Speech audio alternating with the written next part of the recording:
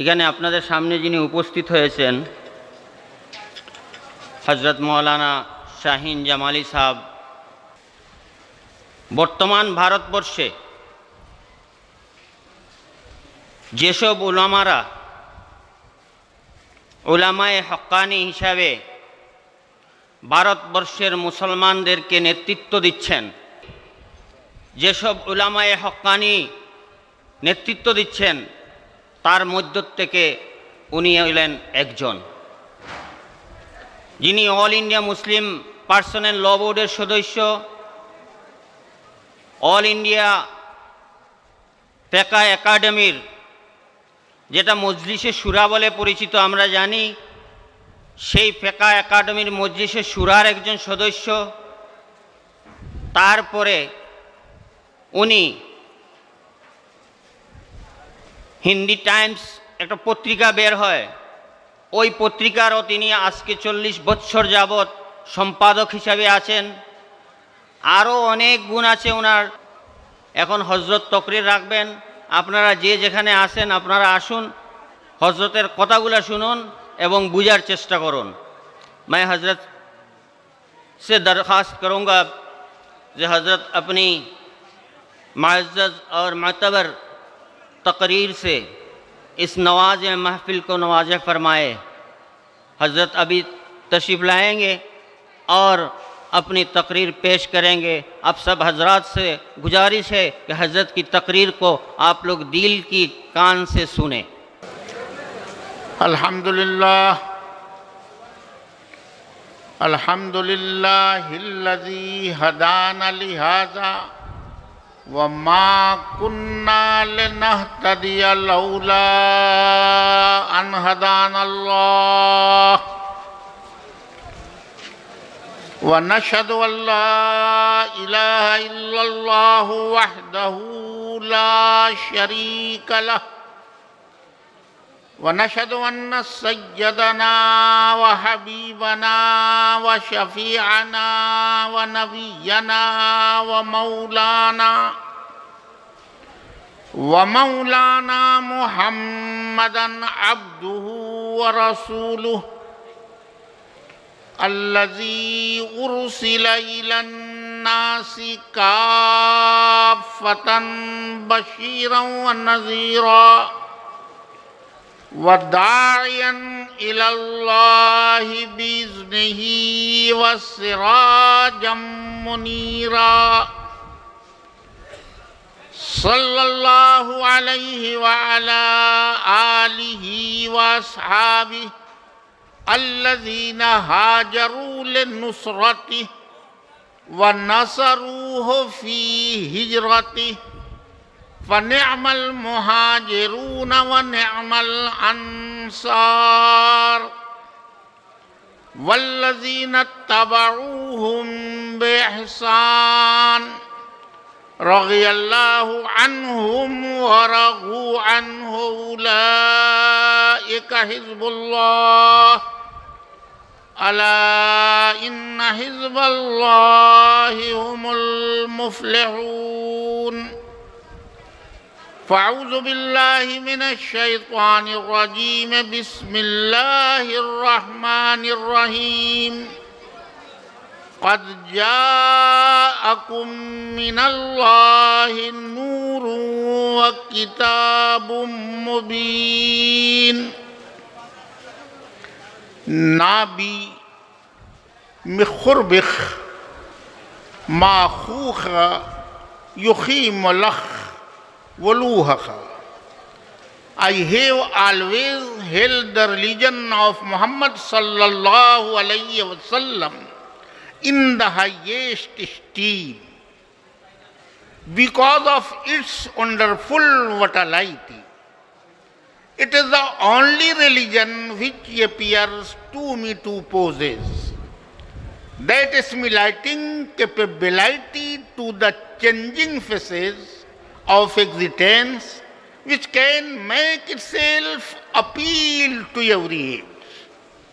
I believe that if a man like him were to assume the dictatorship of the modern world, he would succeed in solving his problems in a way that would bring it the much needed peace and happiness.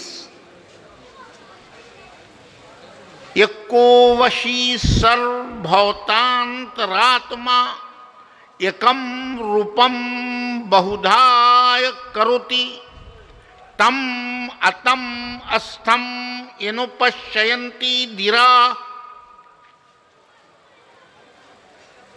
शांति शाश्वती नित्रेषाम एको देवा सदिप्रा बहुदानति अग्नियम Yamam मातरिश्वा नमाहि। किसने जर्रों को उठाया और सहरा कर दिया, किसने कतरों को मिलाया और दरिया कर दिया, किसकी हिकमत ने यतीमों को दिया दुर्रे यतीम और गुलामों को जमाने भर का मौला कर दिया, रहमत आलम ने आलम में उजाला कर दिया, हर तरफ इंसानियत का बोल बाला कर दिया। बुजुर्गों, हजरात उलमाए किराम, दीन के शहदाइयों, बांग्लादेश के दीन के फिदाइयों और हजरत अक़दस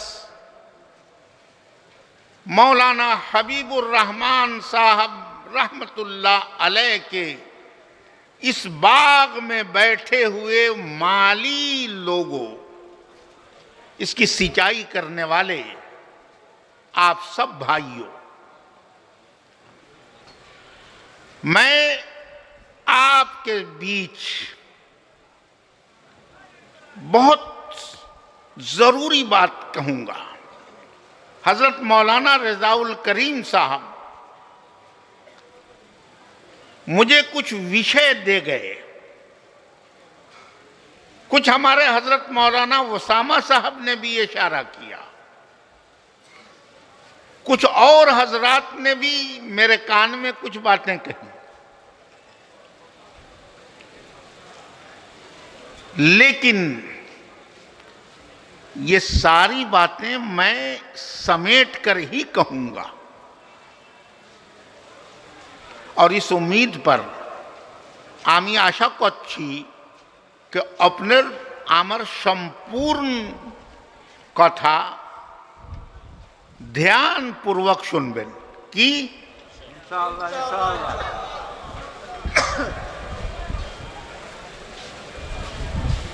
আল্লাহ সবের মানুষের আল্লাহ, একটা আল্লাহ, দুটা नहीं, एक खुदा, सारी कायनात का खुदा, सिर्फ एक अल्लाह। शब्दों में भिन्नता, अंतर, फर्क हो सकता है। आदमी इस दुनिया में, मनुष्य इस संसार में जहां है अपनी भाषा बोलता है। संपूर्ण संसारे 33,000 भाषा সবের মানুষ বলছে, 33,000। अपने अपने इलाके के एतबार से हर आदमी अपनी जुबान बोलता है, लेकिन हकीकत नहीं बदलती। आप बैठे हैं, अगर आप यहां से कश्मीर चले जाएं, আপনার पानी दरकार होवे कि बोलबें पानी नहीं, पानी से काम नहीं चलेगा। मैंने श्रीनगर कश्मीर में अपने एक दोस्त से पानी मांगा, उन्होंने तालाब का गंदा पानी जो इस्तिंजे में काम आता है वो लोटे में रख दिया। मुझे पीने का पानी चाहिए था, पानी शब्द सुनकर उन्होंने तालाब का पानी लोटे में रखकर दे दिया, जो इस्तिंजे में काम आता है। मैं समझ गया कि कश्मीर में पानी पीने के लिए वहां की भाषा में पानी मांगना होगा। आप जाएं कश्मीर में तो पीने के लिए पानी मांगना हो तो कहना पड़ेगा आनस्तरेश, आनस्तरेश। आप जब कहेंगे तो ठंडा पानी ला कर देंगे। आप चले जाएं ईरान में, ईरान में अगर पानी पीना हो तो पानी से काम नहीं चलेगा, वहां कहना होगा आप बेदे। आपसे पानी मिलेगा, पानी से पानी नहीं मिल सकता। अगर आप अरब में चले जाएं, किसी अरबी से पानी मांगे, वो पानी नहीं दे सकता। आपको अरबी भाषा में कहना होगा ताल बिल मुया। माउन या मोया से पानी मिलेगा, पानी से पानी नहीं मिल सकता। अभी हमारे 3 बच्चों ने हजरत मौलाना हबीबुर रहमान रहमतुल्लाह अलैह के ताल्लुक से बहुत अच्छा खिराज अकीदत पेश किया अरबी भाषा में। आपने चाहे समझा हो या ना समझा हो, लेकिन उनकी जुबान, उनका लहजा, उनके पढ़ने का तरीका इतना अच्छा था, इतना सुंदर था, स्टाइल इतना प्यारा था कि लगता था कि कोई अरब का आदमी अरबी में खिराज अकीदत पेश कर रहा है। ये जामिया मदनिया की कामयाबी की दलील है कि यहां हर जुबान से, इस्लामी जुबान से, अरबी जुबान से, कुरान की जुबान से लोगों का इतना प्यारा ताल्लुक है कि यहां बांग्लादेश में बैठकर जामिया मदनिया का एक तालिब इल्म इस स्टाइल में अरबी में खिराज अकीदत पेश करता है कि लगता है ये अरब देश का रहने वाला है। आप अगर चले जाएं इंडिया में तो आपको पानी कहकर पानी मिल जाएगा, लेकिन मैं अगर बांग्लादेश में आऊं और मुझे पीने की जरूरत हो तो मुझे आपसे कहना पड़ेगा आमा के जल दिए दो, कि यही कहेंगे ना। सब शब्द हैं अलग अलग, माने की हकीकत में कोई फर्क नहीं। ठीक इसी तरह मोहम्मदुर रसूलुल्लाह सल्लल्लाहु अलैहि वसल्लम खातिमुल अंबिया हैं, खातिमुल मुरसलीन हैं। नबूवत की महर आखिरी तौर पर रसूलुल्लाह के वजूद पर लग चुकी है। अब कोई चोर दरवाजे से नबी बनने की कोशिश करेगा तो हम ठुकरा देंगे, नहीं चलेगी। बकवास बंद करना होगा, हम हक के साथ रहेंगे, इसलिए कि हम हक के शहदाई हैं। साहबा हक पर थे और उन्होंने हक समझकर मोहम्मदुर रसूलुल्लाह सल्लल्लाहु अलैहि वसल्लम की खिदमत में दीन इस्लाम को सीखा था, सब कुछ भुला दिया था और इस्लाम पर मर मिटे थे। यही उनकी कामयाबी थी, उनके सफलतापूर्वक जीवन में यही संदेश भरा हुआ है। आज हमारे मौलाना रिजाउल करीम साहब दामत बरकातुहुम कह रहे थे कि आप संस्कृत में वैदिक पुस्तकों के हवाले से कुछ कहें, लेकिन एक बात सुने,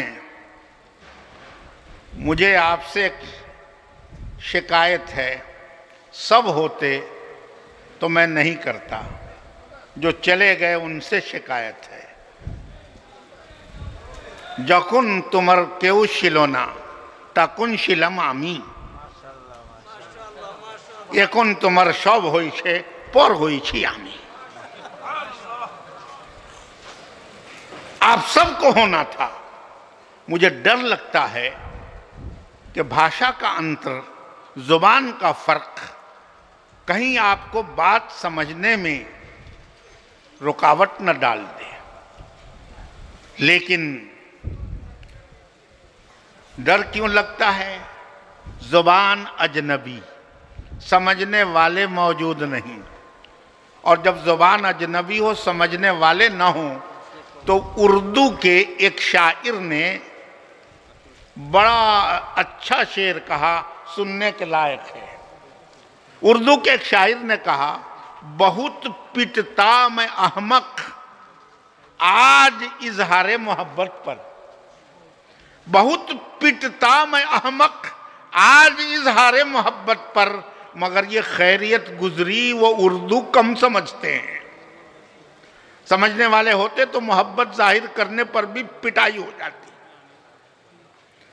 अभी कुछ दिनों पहले इंडिया का एक पत्रिका है दैनिक भास्कर, उसमें एक छोटा सा आर्टिकल छपा। उसमें ये छपा था कि बराक ओबामा, भूतपूर्व राष्ट्रपति अमेरिका, उनकी मुलाकात तय हुई जापान के प्रधानमंत्री के साथ। अब प्रधानमंत्री को बड़ी चिंता हुई, फिक्र हुई कि मिस्टर ओबामा हमारे देश में आकर इंग्लिश बोलेंगे और हम लोग इंग्लिश में उनकी भाषण का जवाब नहीं देंगे। क्यों? इसलिए कि जापानी कौम अपनी जुबान से, अपने भाषा से, अपने कल्चर से, अपनी सभ्यता से, अपनी तहजीब से इतना ताल्लुक़ रखती है कि इंग्लिश बोलने को वो लोग ऐब समझते हैं। हम लोग इंग्लिश के फैशन में रात दिन डूबे चले जा रहे हैं। मदरसों में पढ़ने वाले लड़के गरीबों के होते हैं और इंग्लिश मीडियम स्कूलों में पढ़ने वाले मालदारों के बेटे होते हैं। क्यों होता है ये? इसलिए कि हमें अपनी सभ्यता से, अपनी तहजीब से, अपने कल्चर से, अपने इस्लाम के तरीके से, इस्लाम की जिंदगी से प्यार नहीं है।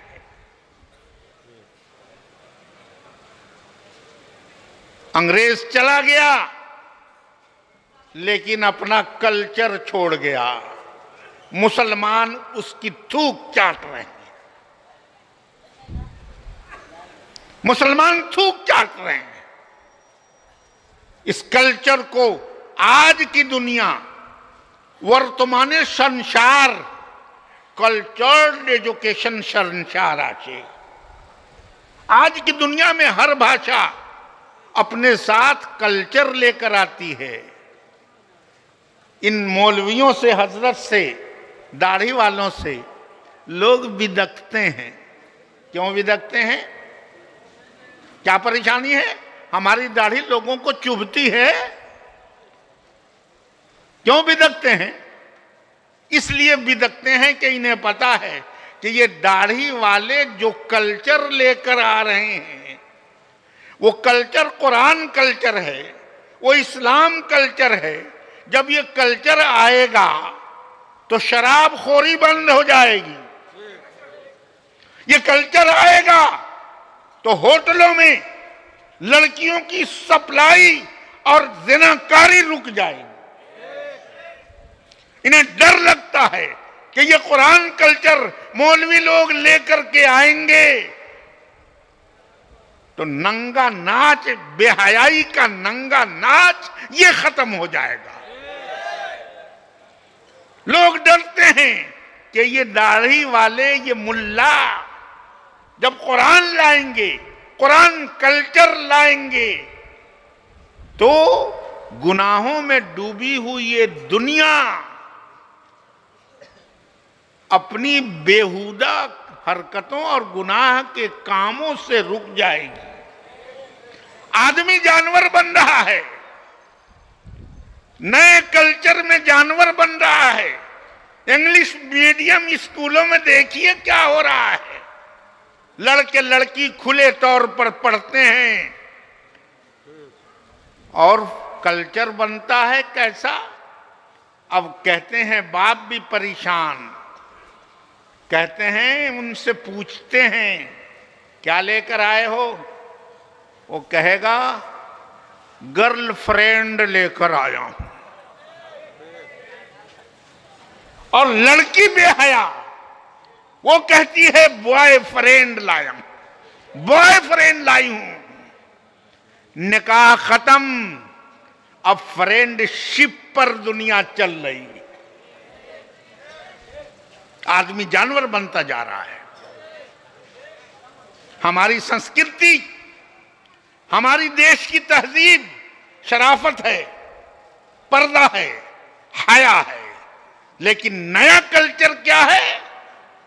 आप देखते होंगे ऐसा कल्चर है कि हमारी बहू, हमारी बेटी, हमारे घर की औरतें, हमारी लेडीज जींस और शर्ट पहनकर चलती हैं, सिलहट की सड़क पर चलती हैं। पता नहीं चलता सिस्टर जा रही हैं कि मिस्टर जा रहे हैं। कौन सा कल्चर है? जापानियों को अपना कल्चर प्यारा है। हम कहां डूब गए, हम कहां भटक गए, किस दलदल में फंस गए। हमारे एक दोस्त थे, दिल्ली में रहते थे, प्रोफेसर मोहम्मद शोएब। एक दिन उनके पास गया, वो कहने लगे मैं आपको एक बड़ी अजीब बात सुनाऊंगा। कहा सुनाइए। कहने लगे चलिए मेरे साथ।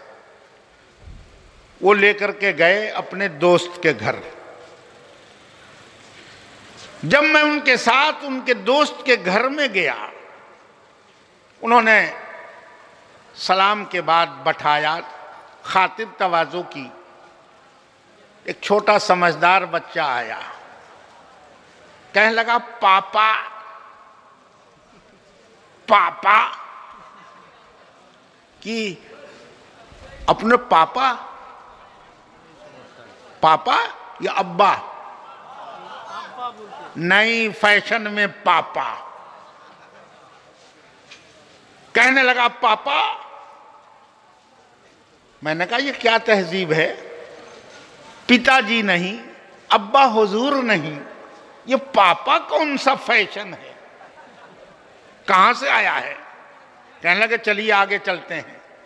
हम तीनों चले दिल्ली के एक पार्क को देखने।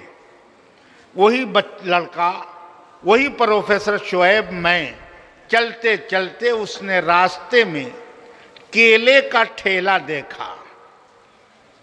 केला, लड़का था, बच्चा था, मचल गया, कहने लगा पापा केला, पापा केला। बाप का मूड नहीं था, बहका दिया, बेटे केला तो पंजाब में होता है, ये केली है। वो लंबे लंबे लोग होते हैं पंजाब के, उधर इशारा किया, केला तो पंजाब में होता है, ये केली है। बच्चे ने समझा ये कोई दूसरी नस्ल का फल है, बेचारा बहल गया। कुछ और आगे बढ़े, ठेला देखा बेल का, गोल गोल बेल। बच्चा मचल गया, पापा बेल, पापा बेल। उसने कहा बेटे बेल तो पंजाब में होते हैं, ये बेली है।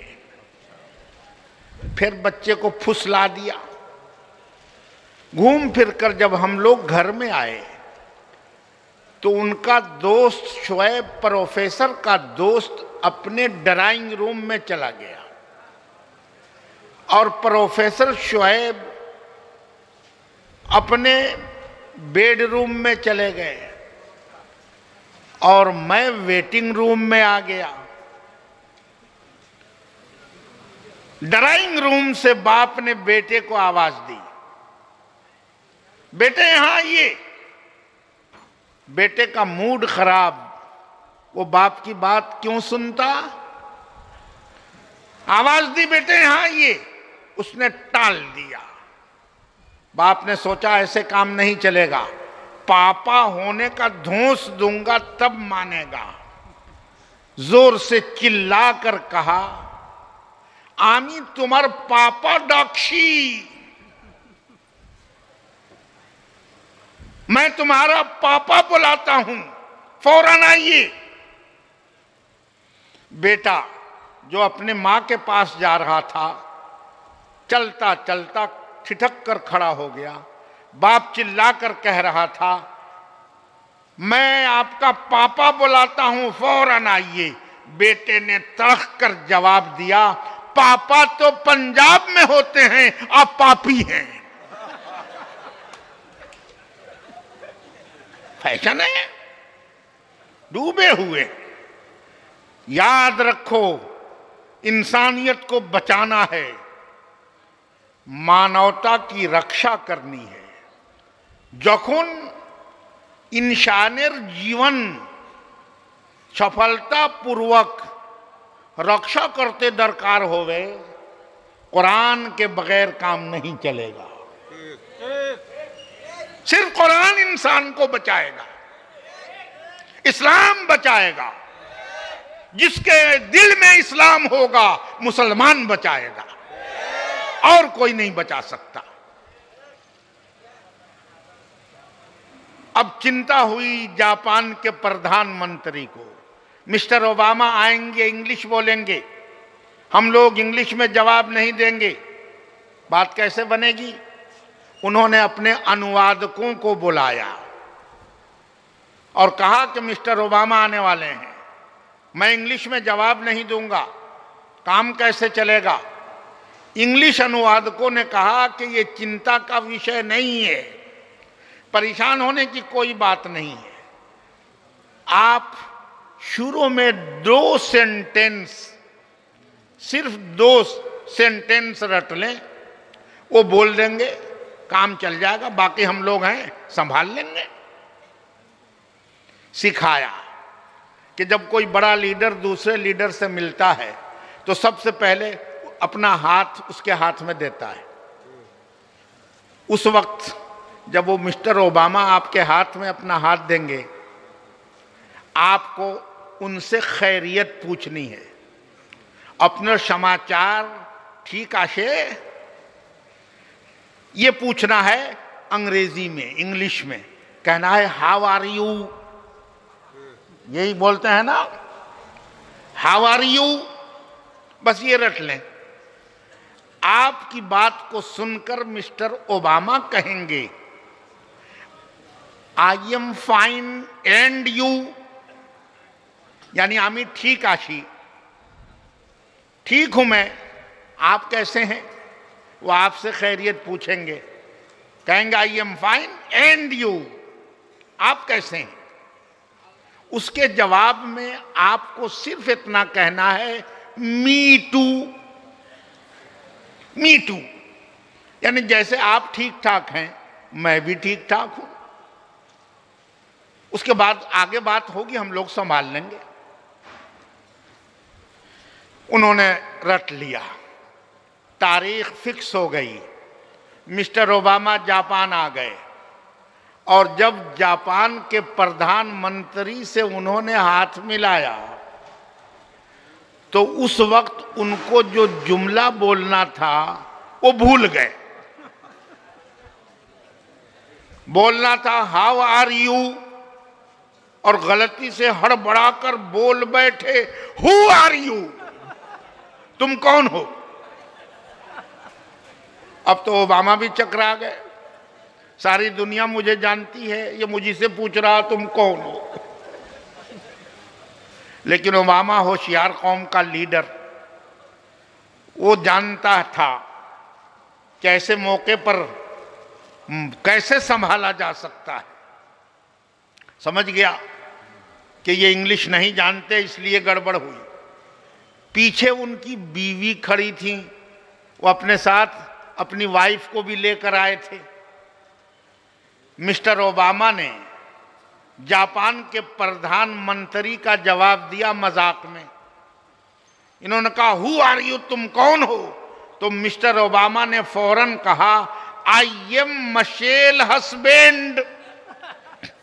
मशेल उनकी बीवी का नाम। आई एम मशेल हस्बैंड, मैं मशेल का शौहर हूं। बस ये सुनना था कि जापान के प्रधानमंत्री ने और दूसरा जुमला दाग दिया, मी टू, मैं भी शौहर हूं। जुबान जब भाषा अजनबी हो तो डर लगता है कि कहूं क्या और ऐसा ना हो कि समझ लें कुछ और। बुजुर्गों, अल्लाह रब्बुल आलमीन सबका एक। किसी नॉन मुस्लिम से भी कहें अपने समाचार केवन आशे है ना, तो क्या कहेगा, ऊपर वाले की दया। और किसी मुसलमान से पूछें आपकी खैरियत कैसी है, तबीयत कैसी है, कहेगा ऊपर वाले की मेहरबानी। सब लोग ऊपर वाले की मेहरबानी, ऊपर वाले की दया बोलते हैं। पता चला ऊपर वाला सबका एक है। ये जितनी गड़बड़ है नीचे वालों में है, नीचे वाले गड़बड़ कर रहे हैं। ऊपर वाले ने एक रास्ता दिया, सब धर्मों को दिया, सब मजहब वालों को दिया। ये मजहब और ये धर्म अलग अलग नहीं थे, एक हकीकत थी। कानन्नास उम्मतम वाहिदा, सारे इंसान एक ही मजहब पर थे। फबासल्लाहु नबीयीन मुबश्शिरीन व मुनज़िरीन। जब लोगों ने धर्म को, मजहब को बिगाड़ लिया तो अल्लाह ने नबियों को भेजा, रसूलों को भेजा और उन्होंने बिगाड़ को दूर किया। उलमा बैठे हैं, आप भी सुन लें। अल्लाह मोहम्मदुर रसूलुल्लाह सल्लल्लाहु अलैहि वसल्लम के बाद कोई नबी नहीं भेजेगा। क्यों नहीं भेजेगा? इसलिए कि कुरान के जरिए, कुरान से पहले मजहब का जितना बिगाड़ था, कुरान ने सारे बिगाड़ का दरवाजा बंद कर दिया। कोई नबी नहीं आएगा, इसलिए कि नबी अल्लाह उस वक्त भेजता है जब मजहब में बिगाड़ आता है। मजहब के बिगाड़ को मुकम्मल तौर पर कुरान ने, रसूलुल्लाह ने बंद कर दिया। इसलिए अब आपके बाद कोई नबी नहीं आ सकता। लेकिन आपके बाद मुजद्दिद आएंगे, मुस्लिह आएंगे, रिफॉर्मर आएंगे। नबी नहीं आएगा, रिफॉर्मर आएगा, मुस्लिह आएगा, मुजद्दिद आएगा। मौलाना हबीबुर रहमान साहब रहमतुल्लाह अलैह आएंगे, उलमाए दीन आएंगे, अकाबिर आएंगे, शुयूख आएंगे। ये अपने वक्त के बिगाड़ को दूर करेंगे। मजहब का बिगाड़ बंद, लेकिन वक्त का बिगाड़ बाकी, ये क़यामत तक बिगड़ेगा। और इस बिगाड़ को रोकने के लिए वारिस अंबिया, तमाम दुनिया के वारिस अंबिया हमेशा क़यामत तक आकर वक्त के बिगाड़ को खत्म करते रहेंगे। और याद रखना, जब जब बिगाड़ आएगा तो बिगाड़ को रोकने की, दूर करने की क्षमता, कैपेसिटी किसमें होगी? समझ रहे हो? बिगाड़ को दूर करने की क्षमता कहां होगी? उलमा में होगी, नबी के वारिसीन में होगी। जो आलिम ही नहीं होगा वो मुजद्दिद बन जाएगा? जो आलिम नहीं होगा रिफॉर्मर बन जाएगा? जो आलिम नहीं होगा वो दाई बन जाएगा? सही पता चला कि वो उलमाए हक, वारिसे अंबिया, यही क़यामत तक वक्त के बिगाड़ को रोकेंगे। ये दावत और तबलीग के जरिए से रोकेंगे। इसलिए उलमाए हक के साथ रहो। कूनू मा सादिकीन, ये वक्त की जरूरत है। अल्लाह ने सबको एक दीन दिया, बिगाड़ लिया, नबी अल्लाह भेजता रहा। अल्लाह ने अपने आखिरी रसूल सल्लल्लाहु अलैहि वसल्लम के जरिए अब मजहब के बिगाड़ को रोक दिया। अल यौमा अकमलतु लकुम दीनकुम व अतममतु अलैकुम निअमती व रज़ीतु लकुमुल इस्लाम दीना। मुकम्मल हो गया, अब कोई जरूरत नहीं, कमी बेशी खत्म, फिक्स हो गया। मजहब में बिगाड़ नहीं आ सकता। अल्लाह ने कौन सा मजहब दिया जिसके बिगाड़ को रोक दिया गया? कुरान के जरिए, रसूलुल्लाह के जरिए। वो है सिराते मुस्तकीम।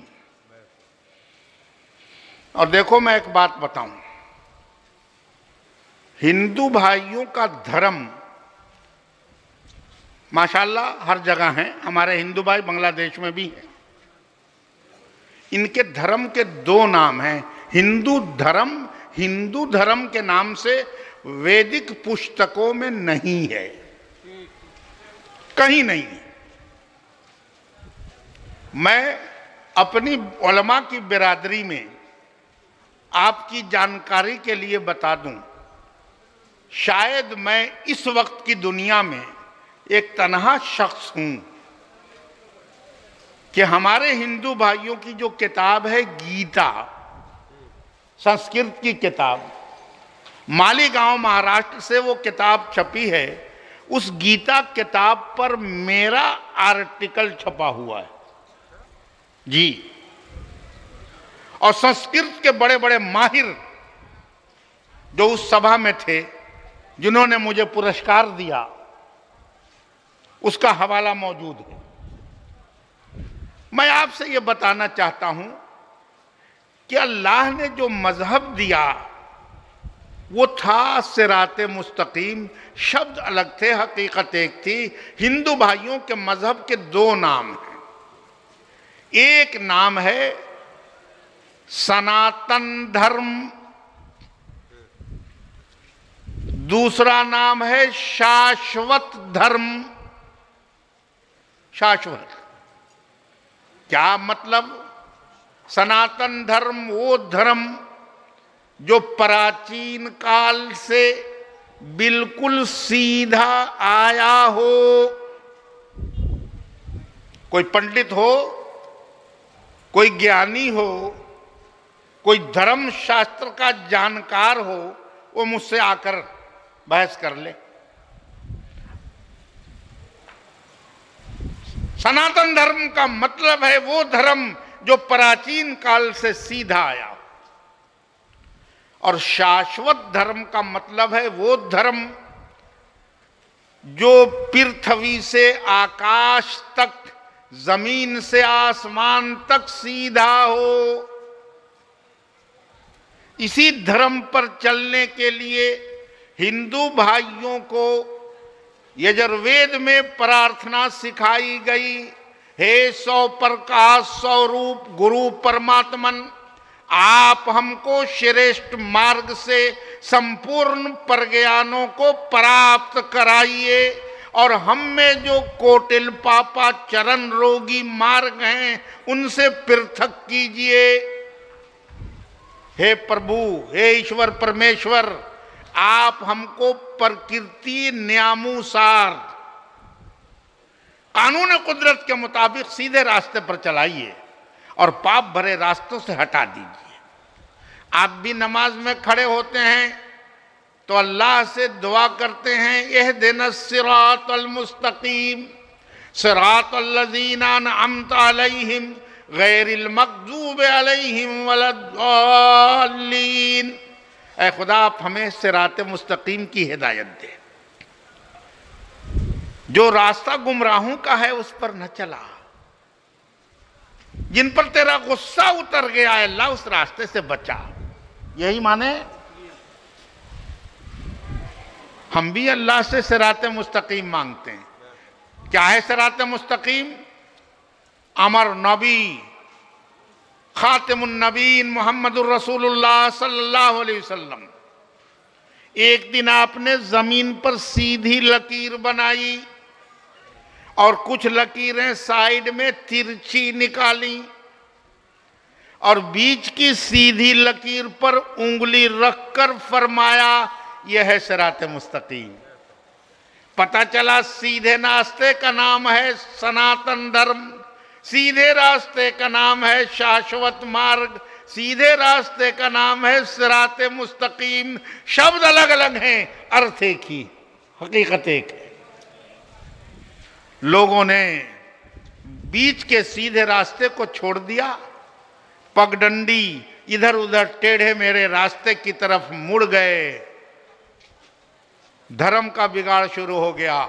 मोहम्मदुर रसूलुल्लाह सल्लल्लाहु अलैहि वसल्लम को खातिमुल अंबिया बनाकर मोहम्मदुर रसूलुल्लाह को शाश्वत मार्ग खोलने के लिए, सिरात मुस्तकीम का रास्ता दिखाने के लिए आखिरी तौर पर इस संसार में भेज दिया गया और बता दिया गया कि पगडंडियां बनाकर चलने वाले जब तक सीधे रास्ते पर नहीं आएंगे वो खुदा तक नहीं पहुंच सकते। ये कादियानी क्या है? ये पगडंडी पर चलने वाले हैं, सिरात मुस्तकीम से भटकने वाले लोग हैं। ये सब एजेंट हैं, एजेंट। दीन इनके पास नहीं है, एजेंटों का दिया हुआ सिक्का है और कुछ नहीं। ये मजहब पगडंडी की तरफ जब चला गया तब इस्लाम आया और बताया कि असल मजहब ये है।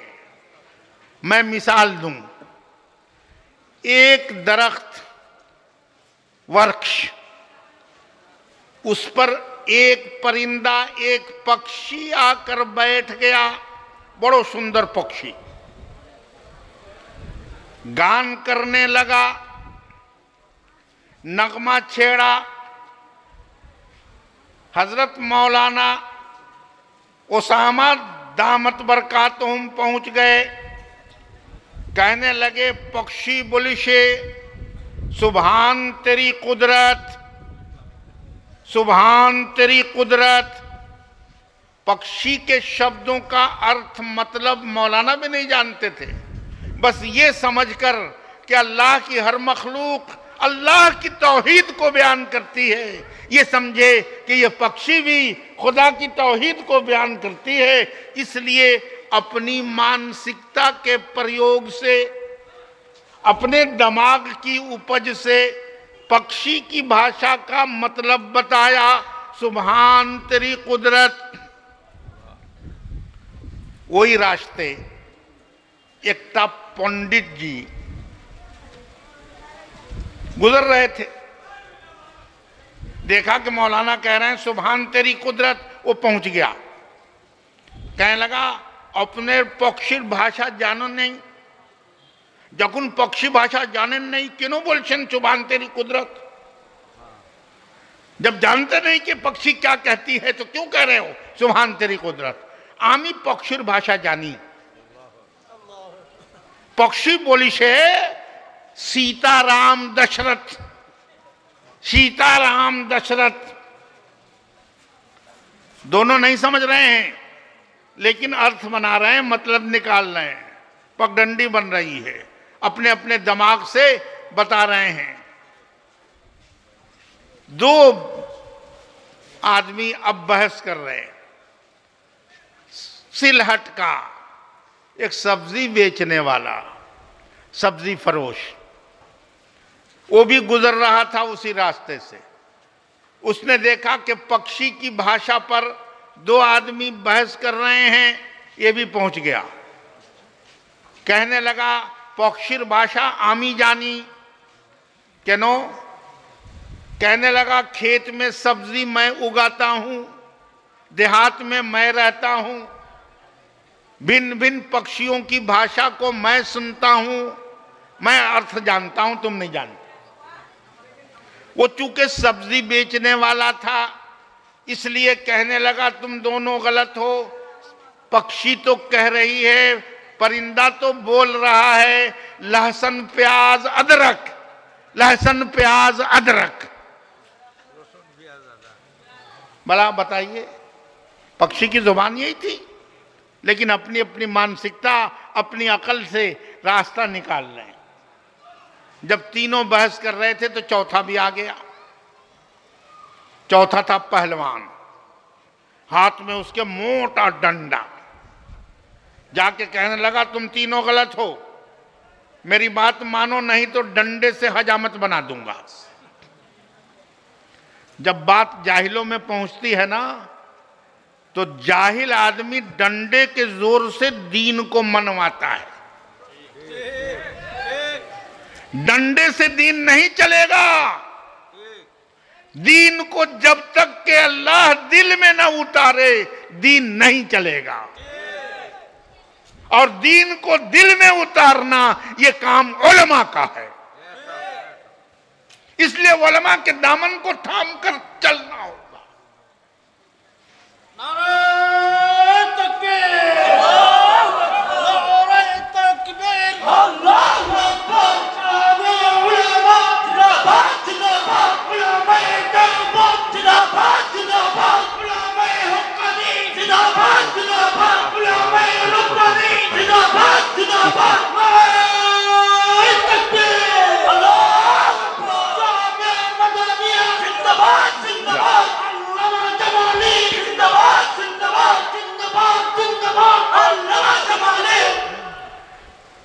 उसने जब ये बात कही तो उन्होंने तीनों ने पूछा तो आखिर तुम क्या समझते हो, पक्षी क्या बोल रही है? वो पहलवान आया, उसने कहा पक्षी बोल रही है दंड पेल कसरत, दंड पेल कसरत। चारों अलग अलग पगडंडी बनाकर चल रहे हैं, रास्ता वही है सीधा वाला। खुदा का नगमा तौहीद का पक्षी अलाप रही है, लेकिन अपने अपने मानसिकता से लोग अपनी अपनी गलत राह दिखा रहे हैं, चला रहे हैं। याद रखिए, अल्लाह ने रसूलुल्लाह सल्लल्लाहु अलैहि वसल्लम को सिराते मुस्तकीम पर खड़ा किया और उलमा दुनिया में इंसानों को इसी सिराते मुस्तकीम पर खड़ा करने के लिए वारिसे अंबिया बने हैं। इसलिए वारिसे अंबिया का फर्ज है कि भटकी हुई इंसानियत को सिराते मुस्तकीम पर खड़ा कर दे। मजहब अल्लाह ने सबको एक ही दिया था, कानन नास उम्मतम वाहिदा। इसी वास्ते जनाब रसूलुल्लाह सल्लल्लाहु अलैहि वसल्लम को आखिरी नबी बनाया गया, लेकिन आखिरी नबी से पहले आपका परिचय, आपका इंट्रोडक्शन संपूर्ण संसार में करा दिया गया। कोई नबी नहीं आया जिसने रसूलुल्लाह सल्लल्लाहु अलैहि वसल्लम का परिचय न कराया हो। वो कहीं भी आया, लेकिन मोहम्मद रसूलुल्लाह सल्लल्लाहु अलैहि वसल्लम का परिचय कराया, आपकी सिफात से कराया, आपकी जात से कराया, आपके नाम से कराया, आपके गुणगान से कराया, आपके कारनामों से कराया। मोहम्मद रसूलुल्लाह का नाम और आपका काम हर एक पैगंबर ने, वख्शूर ने, तीर्थंकर ने, ऋषि मुनि ने, अवतार ने, प्रोफेट ने, मैसेंजर ने, नबी और रसूल ने अपनी अपनी जुबानों में हर जगह कराया। हजरते मूसा अलैहिस्सलाम ने रसूलुल्लाह सल्लल्लाहु अलैहि वसल्लम का जो नाम बताया, वो बताया, अभी मैंने इब्रानी जुबान में, हिब्रू लैंग्वेज में तौरात की आयत पढ़ी, नाबी मिखुरबिख माखूखा युखीम लख वलूहखा। बताया कि मेरे बाद मेरे भाइयों में से एक नबी, आखिरी नबी आएंगे और अल्लाह की दुनिया में हुकूमत कायम करेंगे। वो मेरे मिसल खुदा का पैगाम इंसानों तक पहुंचाएंगे और उनका नाम होगा, वो नबी लामू हुआ, लामू हुआ। और अलामत बताई कि मक्के की पहाड़ी फारान से आप चलेंगे, व लामू हुआ फिया मेहर पारान व अतामुर रबूद कूदश मैं मनोयेश वात लामू। आप फारान की पहाड़ी से चलेंगे और आप 10,000 सहाबा की जमात के साथ मार्च पास्ट करेंगे और आपके दाहिने हाथ में एक ऐसा कुरान होगा, नूरानी कुरान, रोशन कुरान, जिसकी रोशनी में सारी किताबों की रोशनी जल जाएगी और सिर्फ इसी कुरान का नूर क़यामत तक चलता रहेगा।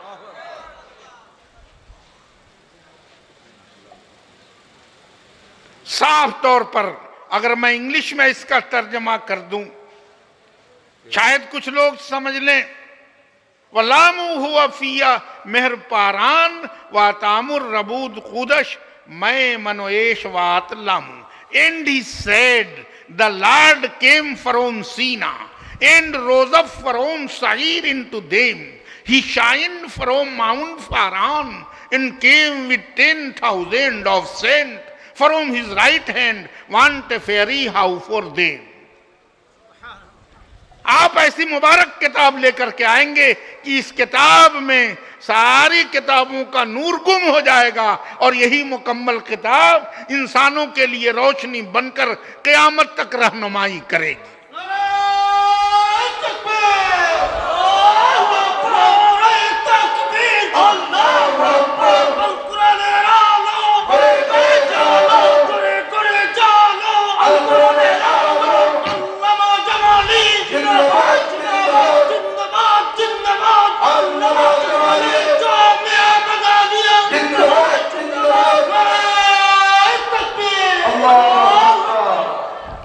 अल्लाह इस ताल्लुक को हमारे सीनों में क़यामत तक के लिए मजबूत बना दे। हजरत ईसा जनाब रसूलुल्लाह सल्लल्लाहु अलैहि वसल्लम के सिलसिले में इंजील शरीफ में एक दुआ का जिक्र करते हैं। हजरत ईसा अलैहिस्सलातु वस्सलाम जनाब रसूलुल्लाह सल्लल्लाहु अलैहि वसल्लम के बाद अमर नबी पौरे 571 वर्ष बाद हजरत ईसा से अमर नबी मोहम्मद सल्लल्लाहु अलैहि वसल्लम आशन। ईसा अलैहिस्सलाम ने अल्लाह से दुआ की और उस दुआ में अल्लाह से मांगा, क्या मांगा? ये मांगा, दुनिया में जितने नबी आए सब आकर चले गए, ऐ अल्लाह मैं आपसे उस नबी को मांगता हूं जो आकर जाने वाले न हो, क़यामत तक इंसानों के और मुसलमानों के साथ रहें। क़यामत तक रहने वाले पैगाम के साथ, कुरान के साथ, हदीस के साथ क़यामत तक रहने वाले नबी को भेज दीजिए। अल्लाह ने दुआ कबूल की। हुजूर इसी शान के साथ तशरीफ लाए। उन्होंने इंजील शरीफ में एक बात कही, thereafter I will not talk much with you, for the prince of this world comes and hath nothing in me। कहा कि मेरे बाद वो रसूल आ रहे हैं, मुबारक रसूल, प्रिय रसूल, महबूब रसूल, ऐसे रसूल आ रहे हैं कि मैं तो तुम्हें आग से बपतिस्मा देता हूं, लेकिन रसूल मुबारक जो आएंगे, आखिरी रसूल बनकर आएंगे, वो इतने बड़े रसूल होंगे कि मैं उनकी जूती उठाने के लायक भी नहीं हूं। अल्लाह अकबर। वो रसूल आ रहे, अल्लाह ने भेज दिया। हजरत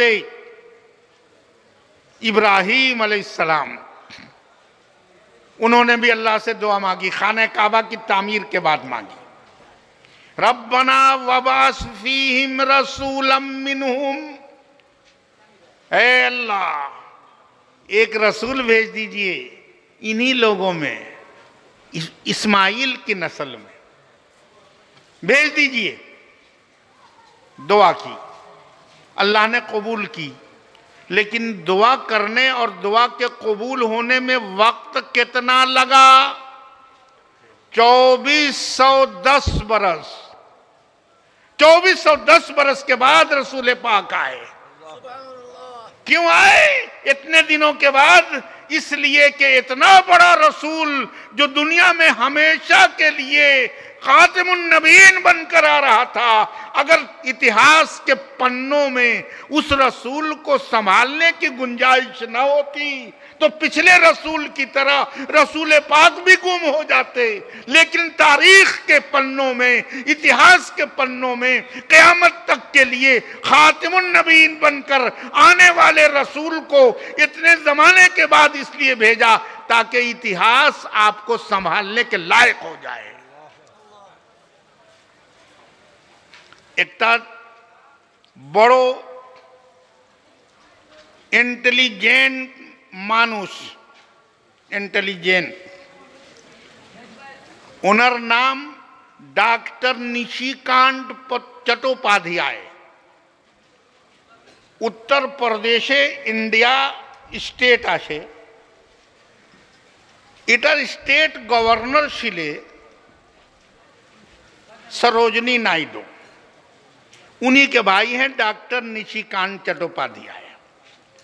डॉक्टर निशिकांत चट्टोपाध्याय बोलছেন, আমি সম্পূরে पैगंबर लाइफ पढ़ी, जीवन चरित्र पढ़ी, कोथा रोशनी देखी नहीं पाई, नहीं कहीं रोशनी नहीं मिली। राम को पढ़ा नहीं, कृष्ण को पढ़ा नहीं, बुद्धा को पढ़ा नहीं, लेकिन जखुन आमी मोहम्मदुर रसूलुल्लाह सल्लल्लाहु अलैहि वसल्लम मेरे लाइफ पढ़ी तो मेरे ऊपर एक अजीब हालत आ गई। उन्होंने अपनी किताब लिखी और अपना नाम इस्लामी रखा, हुजूर पाक सल्लल्लाहु अलैहि वसल्लम का कलमा पढ़ा, नाम रखा अजीजुद्दीन, और अपनी किताब में लिखा, oh what relief to find after all a truly historical prophet to believe in. मेरे दिल की तसल्ली का कितना बड़ा सामान है, कितना बड़ा ईमान है कि मैं एक ऐसे पैगंबर को पाता हूं जो इतिहास के पन्नों में खरा उतरता है। एक तारीखी पैगंबर को पढ़ने के बाद मेरा दिल मुतमईन हो गया। मैं कलमा पढ़ता हूं, अशहदु अल्ला इलाहा इल्लल्लाह व अशहदु अन्ना मुहम्मदन अब्दुहु व रसूलुहु। यह है तारीख का सबक। इस्लाम को और पैगंबर इस्लाम को अल्लाह ने इतिहास के स्टैंडर्ड पर भेजा है। हजरत ईसा ने नाम बताया मोहम्मद रसूलुल्लाह सल्लल्लाहु अलैहि वसल्लम का। क्या नाम बताया? उन्होंने फारकलीत नाम बताया। मुबश्शिरम बिरसूलिन याती मिन बाद इस्मुहु अहमद। और इंजील के मौजूदा अनुवाद में आपका नाम बताया कंफोर्टर। कंफोर्टर। हजरत मूसा ने नाम बताया लामू हुआ। एक महान गुरु शिलेन महात्मा गौतम बुद्ध, जब उनका आखिरी वक्त आया, उनके चेले नंदा उनको देखकर रोने लगे। नजर पड़ी, पूछा क्यों रोते हो, की कारण आशे? कहने लगे आप जा रहे हैं, आपकी निजात हो गई, हमारी निजात अमर मुक्ति कुछ थी के होवे। अमर मुक्ति साधन की। गौतम बुद्ध जी ने कहा, एक बुद्धिस्ट महाराज हैं जिनकी किताब का नाम है बुद्धिज्म इन वंशलेशन, उसके पेज नंबर 118 पर लिखते हैं, गौतम बुद्ध जी ने कहा और cycle is hippie one, 3 headers have already died, but after me mitya comes, while still this happy cycle lasts, before still of air shall have this Buddha, then mitya called supreme and of all men, the chief, the gospel of Buddha। Gautam Buddha ने कहा कि इस संसार का मैं आखिरी रसूल नहीं, मैं दुनिया का आखिरी रसूल नहीं, मेरे से पहले बड़े बड़े रसूल गुजर चुके, 3 रसूल खास तौर पर गुजर चुके, लेकिन नंदा सुन लो, मेरे बाद एक रसूल आएंगे, बड़े रसूल होंगे। उन रसूल की 3 पहचान होगी। सबसे पहली पहचान ये होगी कि वो सारे इंसानों के सरदार होंगे, सरदार होंगे। और सुनो, बात रोक कर बताता हूं। हजरत इब्राहिम ने जब दुआ की खाने काबा की तामीर के बाद, तो इत्तेफाक से उनकी उम्र 80 बरस की हो गई थी, नजर कमजोर। पहुंचे उनकी खिदमत में हजरत इसहाक, ले गई इसहाक को उनकी मां सारा। वजह क्या हुई? नबियों का नूर पेशानी के जरिए हजरत इब्राहिम तक आ गया था, और हजरत मोहम्मद सल्लल्लाहु अलैहि वसल्लम इन्हीं पेशानियों से गुजरते हुए इब्राहिम की माथे तक, पेशानी तक नूर की शक्ल में पहुंच गए थे। उन्होंने एक दिन कहा, आमर प्रिय कोथाय, आमी उनर एकटा संदेश दिबो। कहाँ है मेरा प्यारा? मैं एक तोहफा दूंगा। सुन लिया सारा ने। इस्माइल को अपना प्यारा बेटा कह रहे थे, वो नहीं थे, शिकार में गए थे। सुन रही थी सारा। मौका अच्छा था। बेटे से कहा चलो तुम्हें मिल जाएगा, बाप कोई बड़ी चीज दे रहा है। अपने प्यारे लड़के इस्माइल का नाम ले रहा है, तुम्हारा नाम नहीं, चलो। दोनों आए। बेटे ने सलाम किया, अस्सलाम वालेकुम। इब्राहिम अलैहिस्सलाम ने पूछा कौन? कहा आपका लाडला प्यारा। नाम नहीं बताया। वो समझे मेरा बेटा इस्माइल है। हाथ उठाई, दुआ की, ऐ अल्लाह मेरे इस बेटे की नस्ल से पैगंबर ही पैगंबर पैदा फरमा। बस दुआ लग गई। हजरत इसहाक की नस्ल से 4000 पैगंबर पैदा हुए, 4000। लेकिन इस्माइल आए, मां को देखा, रो रही हैं। क्या बात हुई अम्मा? कहा देख तुझे तेरा बाप बड़ा कीमती संदेश दे रहा था, तुझे नहीं मिल पाया, अपने बेटे की महरूमी पर रोती हूं, तुझे कुछ नहीं मिला इसलिए रोती हूं। कहा चलो अब्बा हुजूर की सेवा में, तुम्हारे मुकद्दर का होगा तो मिलेगा। आ गए, अस्सलाम वालेकुम, पूछा कौन? इस्माइल, कैसे आए हो के नवाशो? कहा अपने डाक्शन शेही जन्ने आशी। कहा कि जब मैंने बुलाया था तू तो नहीं आया, अब क्यों आया?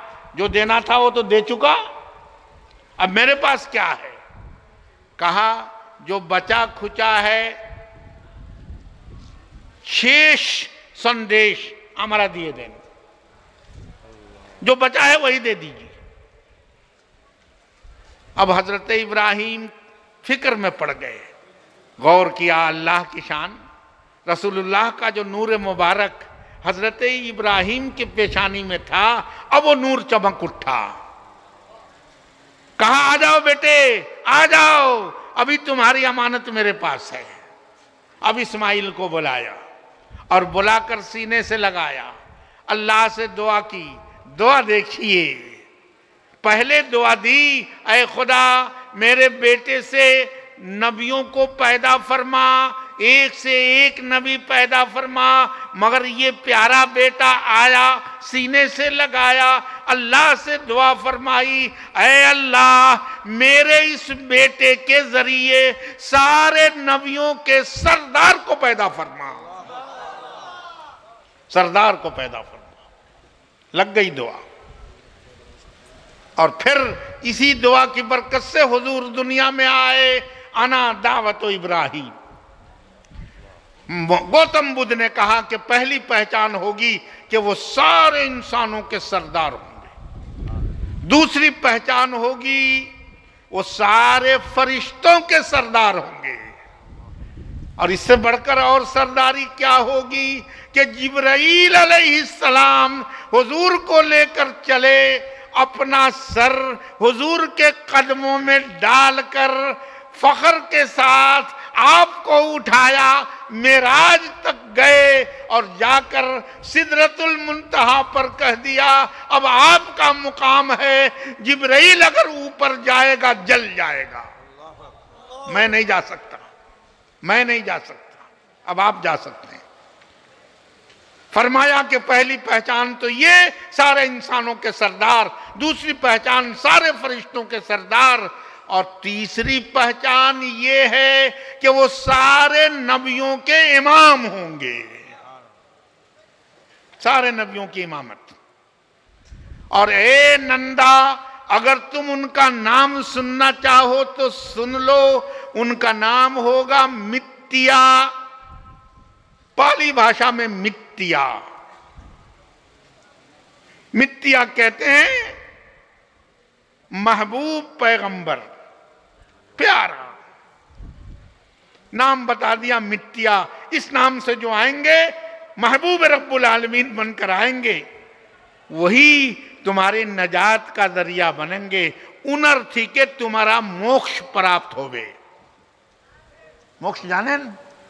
मुक्ति, मुक्ति पावेन। हजरते जुरतुश्त ने मोहम्मदुर रसूलुल्लाह का नाम बताया तो बताया शोशियांत इस्तवत अरीता। और अगर आप जापान में जाकर अपने नबी को तलाश करें तो हुजूर का नाम मिलेगा अमिताभ। अमिताभ के माने सूरज, हुजूर का नाम सूरज कुरान में भी आया है, दायन इलल्लाहि बिइज़्नि व सिराजम मुनीरा। नाम बताया सिराजम मुनीरा, अमिताभ, अमिताभ के माने सूरज। और मैं आपसे कह दूं एक और बात, आपके पड़ोस में अगर कोई हिंदू भाई हों तो आप देखते होंगे कि वो सुबह सुबह एक जाप, एक तस्बीह वो पढ़ते हैं जिसका नाम है गायत्री मंत्र।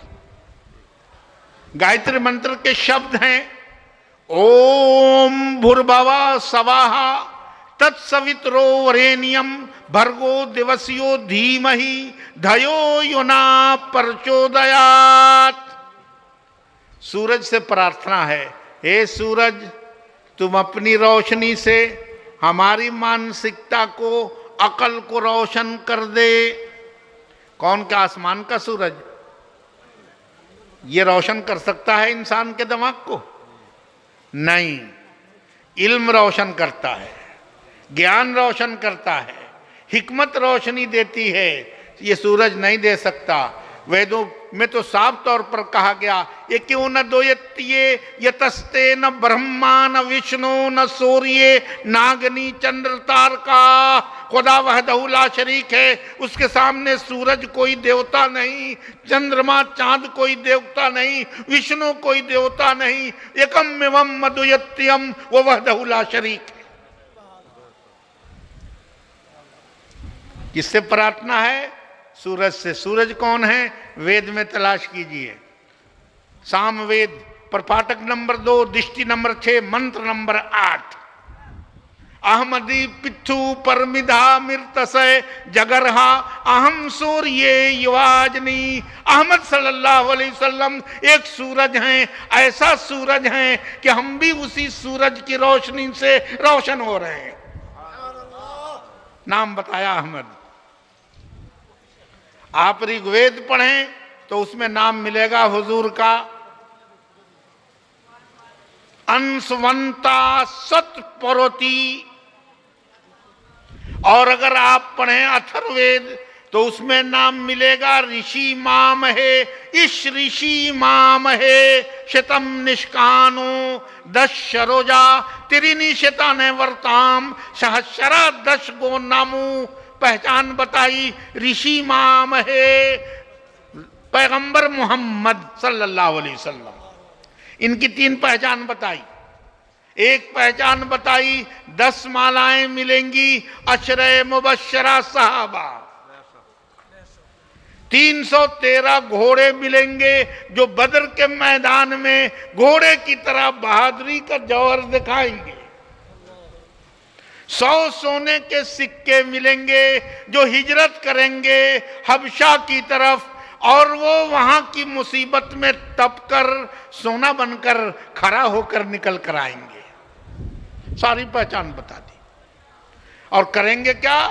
शांति पूर्वक क्रांति लाएंगे। इस्लामेर माना कि शांति पूर्वक क्रांति, मुसलमानेर माना कि शांति पूर्वक व्यक्ति। जितना शांति भंग करे मुसलमान नहीं। मुसलमान वो है जो शांति पैदा करता हो। अलामते हैं, नाम बता रहे हैं। आप अगर अरबी में नाम ढूंढेंगे अहमद और मोहम्मद मिलेगा। दुनिया के चप्पे चप्पे पर हुजूर का नाम क्यों बताया जा रहा? इसलिए कि आपके बाद कोई दूसरा नबी आना ही नहीं था। दुनिया पहचान ले और आपके रास्ते पर आकर अपनी निजात का रास्ता ढूंढ ले। इसलिए अल्लाह ने अपने इंतजाम से ये सारा काम आपके आने से पहले करा दिया।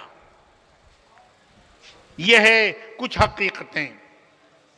अभी वक्त बहुत है, मजमून बाकी है, लेकिन आपने जितना सुना, आपने इतना समझ लिया कि इस्लाम ही इंसानों की नजात का आखिरी रास्ता है।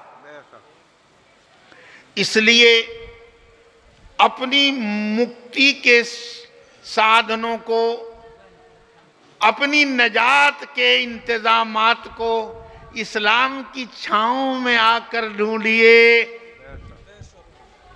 कामयाब जिंदगी यहीं मिलेगी। सफलता पूर्वक जीवन एखने पावेन। अल्लाह हम सब लोगों को समझ की तौफीक अता फरमाए।